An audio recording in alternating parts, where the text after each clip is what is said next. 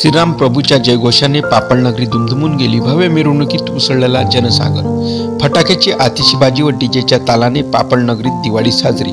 अयोध्या ते श्रीराम प्राणप्रतिष्ठा सोहळ्यानिमित्त सोमवारला पापड येथे श्रीशंकर देवस्थान येथे विविध देखाव्यासह अन्य भव्य अशी मिरवणूक तसेच महाआरती सर्व ग्रामस्थांना भोजन देऊन हा उत्सव मोठ्या थाटात साजरा करण्यात आला.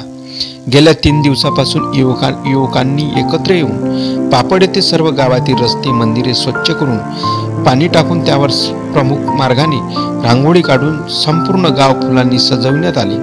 नंतर दुपारी 2 वाजता श्रीशंकर देवस्थान येथे युवक युवतीने भगवे फेटे धारण करून तसेच हातात भगव्या पताका घेऊन विविध देखाव्यासह गावामधून भव्य अशी मिरवणूक काढण्यात आली. नागरिकांनी ठिकठिकाणी श्रीराम प्रभूची पालखी मिरवणुकीचे पूजन करून गावात स्वागत केले.